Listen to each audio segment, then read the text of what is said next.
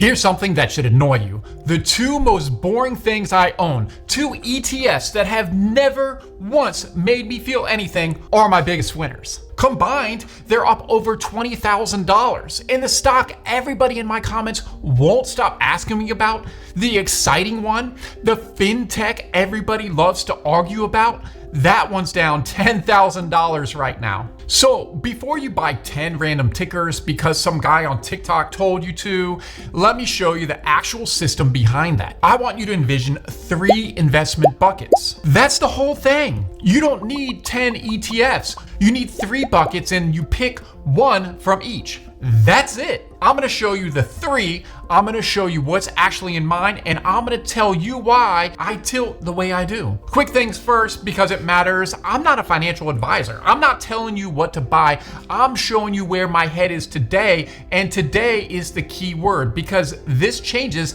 as I get older and as the market moves. This is one guy showing you his real account, not advice. For context on why I think this way, I bought my first mutual fund at 15. Nobody handed me money. Nobody taught me this. I had to lose a lot to learn it.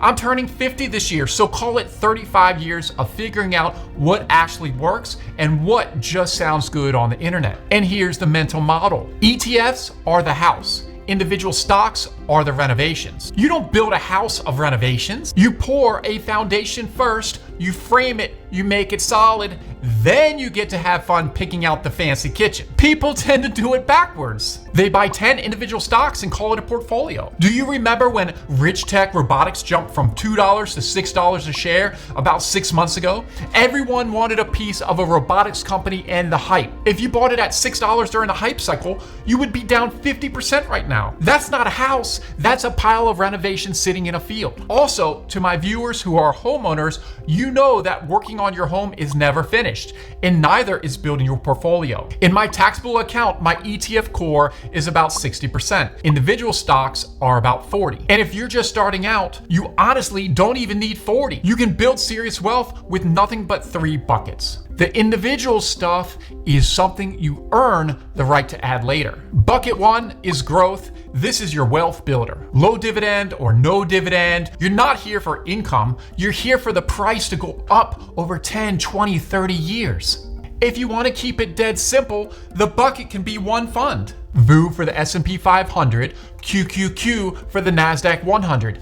Done. A 19-year-old could put everything here and be miles ahead of most adults. And that's the rule for this bucket. The younger you are, the heavier you go here. If you're in your 20s, this should be most of your portfolio. Time is the one advantage you have that I don't, so use it. Growth needs decades to do its thing, and you've got decades. Currently, in my account, bucket 1 is VOO, SCHG, VGT, and a smaller value play, AVUV. That's about 20% of my ETF core. Notice that's not huge, and that's on purpose. And I'll explain why in a minute, because at my age, I'm deliberately doing the opposite of what I would tell a 25-year-old to do. Bucket 2 is dividend growth, the one that pays you now and raises the payment basically every year.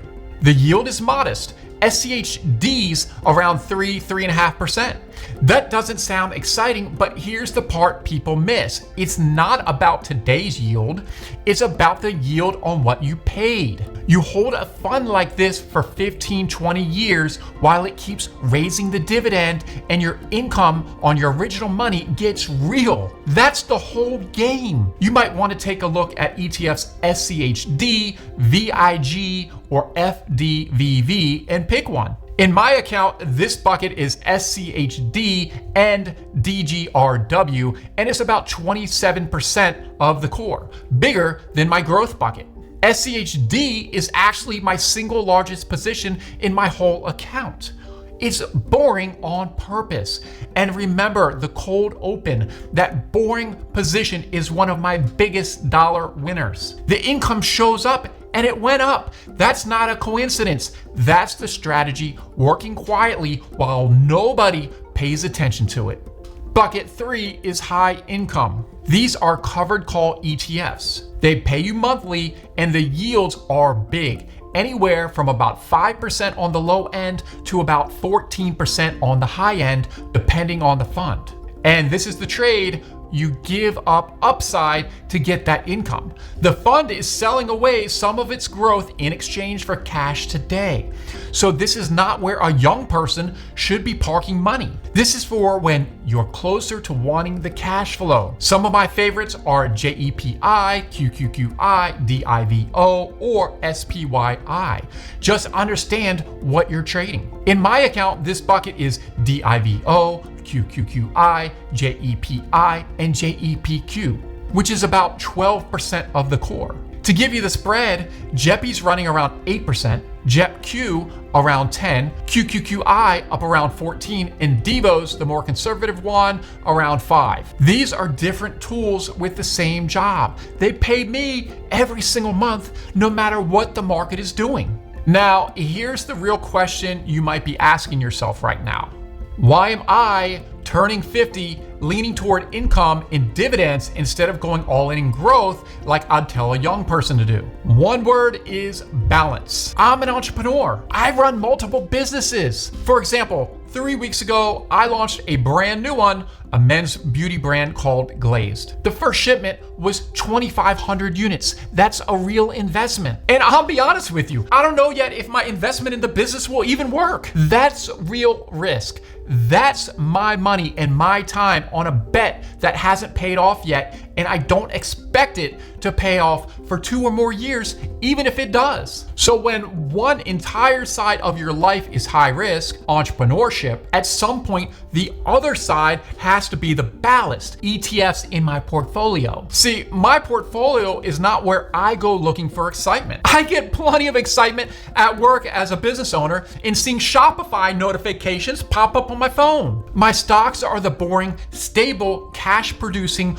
counterweight to the risk I'm already carrying as an operator.